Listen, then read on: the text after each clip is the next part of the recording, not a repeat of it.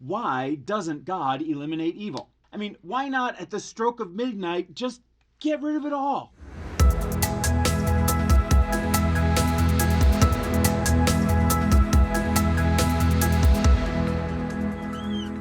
Or at least, if he doesn't eliminate all of the evil at the same time, why doesn't he at least get rid of the worst of all the evils that there are in this world?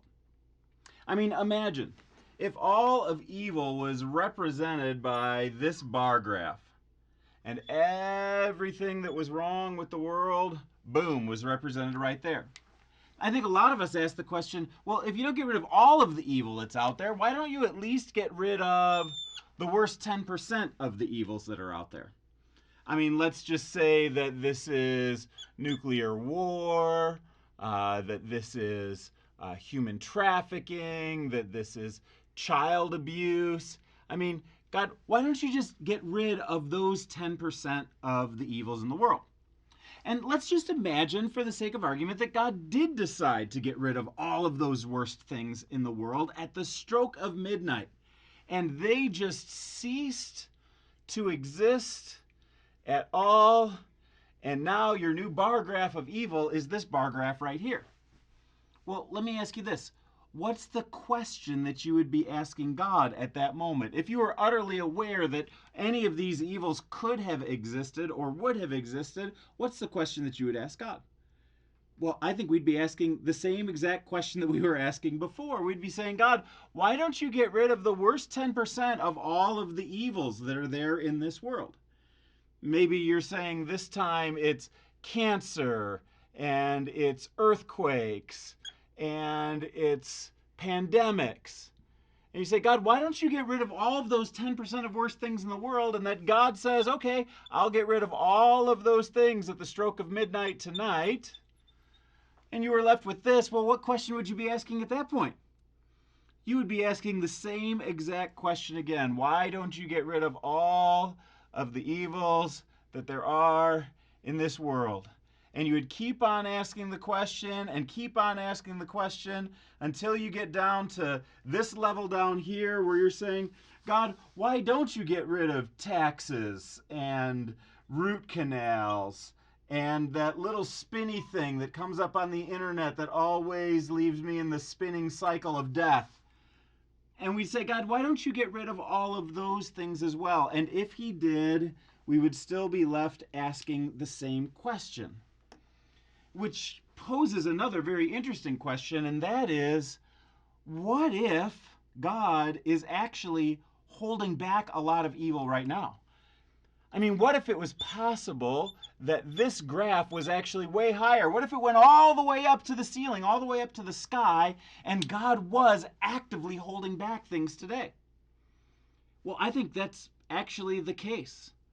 It makes us ask two questions side by side. A, God, why is there so much evil in this world? And God, why is there so little evil that's in this world?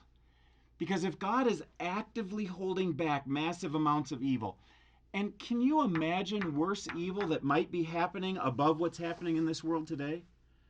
Can you imagine harsher forms of torture? Can you imagine worse things that take place in people's lives? Can you imagine a higher percentage of people that are engaging in pain? I certainly can. And the Bible teaches that God is active in holding back the evil that's there in this world. 2 Samuel 22:31 says, he is a shield for all who take refuge, that he is our fortress and our protector. And every time you see references like that related to God, it assumes that he's holding something back that could be causing incredible pain in our lives. And God is doing that. So the questions go side by side. Why so much and why so little evil that there is in this world? But it doesn't answer this key question, and that is, why not eliminate evil overall?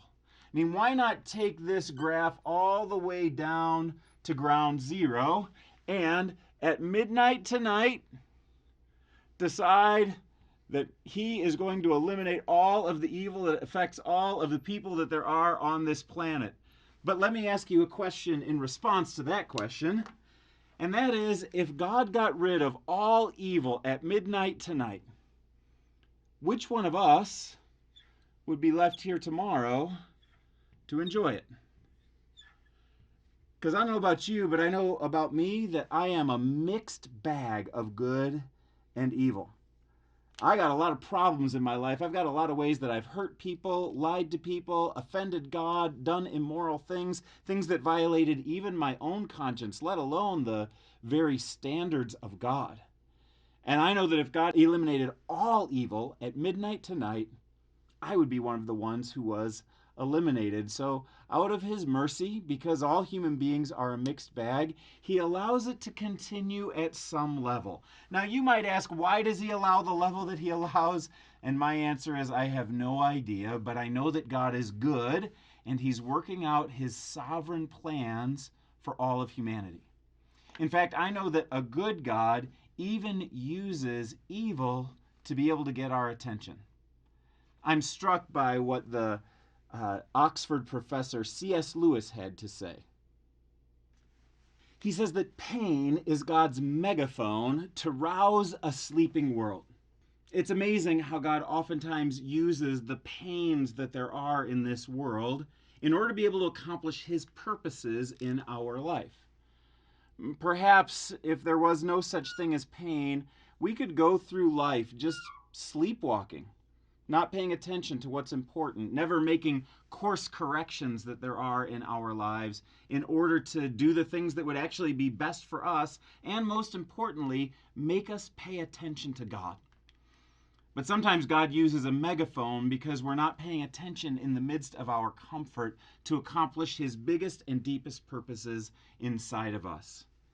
One of those purposes is just to get us to look at him and pay attention to what's happening in the world from his perspective.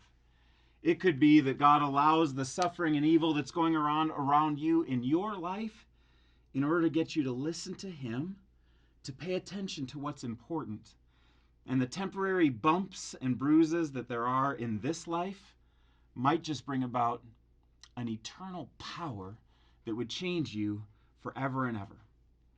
God allows these things to happen in this world, but ultimately, it's because he loves you and he wants you to be close to him. Well, thanks for watching. If you liked this video and you'd love to see more like it, perhaps you'd like to start with this video right here. And if you love these videos, it would be fantastic if you would like, subscribe, or ring the bell for notifications.